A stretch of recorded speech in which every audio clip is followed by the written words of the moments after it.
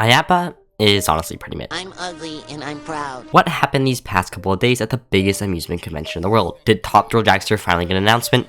And how many other things got announced? I have no idea. I'm writing this intro before IAPPA even started. In this video, we'll go over a complete recap of IAPPA, including every announcement, every train reveal, and just everything in general. Sit back and enjoy the overwhelming amount of information and a few words of disappointment from me.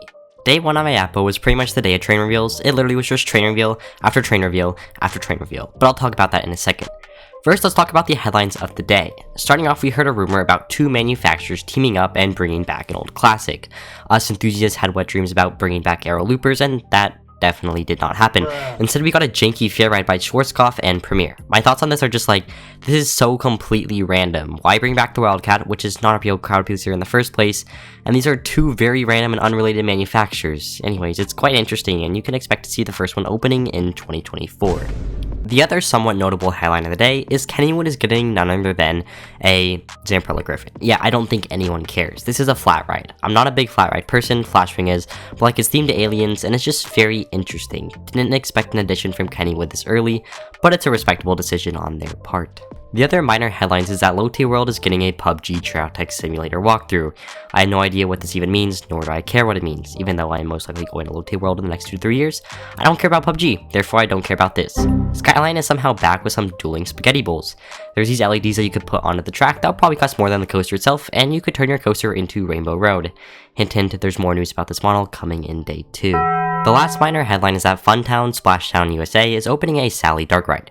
I just want to know how janky this is going to be. If you're not Disney or Universal, and if you're not in Europe, then you just don't make good dark rides. It's just how it is. This is themed to a haunted hotel, and the one animatronic looks cool, though that doesn't change that it's going to be bad. Okay, we made it to the train reveals of the day. There's 10 of them. I really could make a whole ranking video of this if I wanted to, but I'm a good YouTuber and I don't waste content on describing a train for the whole video. So here's my order of worst to best, and a short reason why.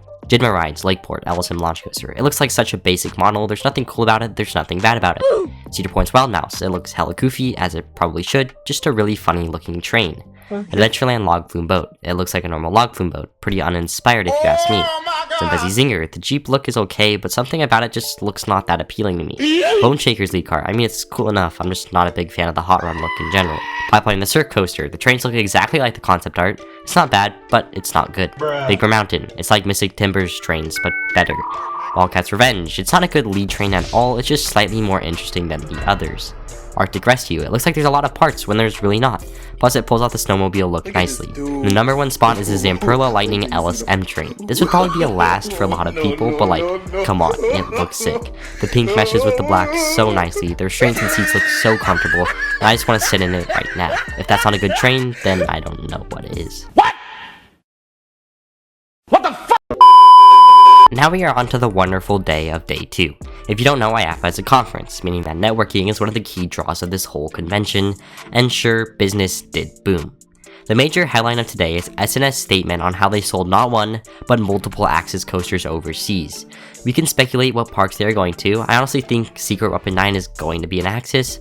Watch me be right, I always am. The business that happened on the convention floor was that none other than Six Flags bought a handful of that spaghetti bowl coaster I was talking about before.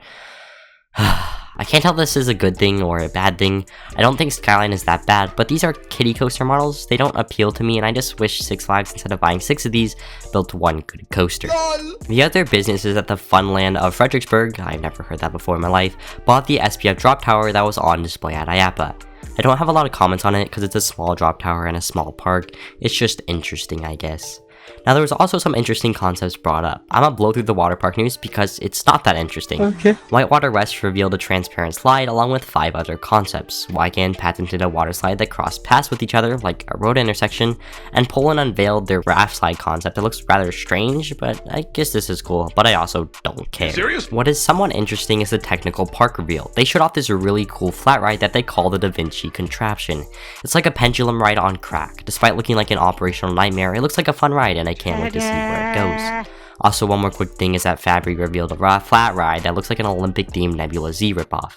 And that sums up day 2. It was quite interesting with Six Flags purchasing a whole bunch of kiddie coasters and S&S saying that they actually managed to sell something. Day 3 had a lot less action, but still some cool business deals. The headline of the day has to be the new Skyrocket 2. Steel Pier in New Jersey is opening a Skyrocket 2 and a Spinning Wild Mouse, both by Premier.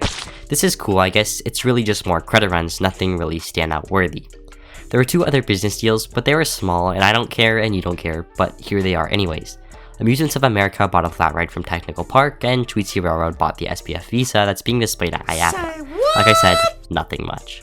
The day ended with Maurer showing off their Spike Fun coaster train. Just like the model, it looks wacky and would have to be at the bottom of the list for the train rankings.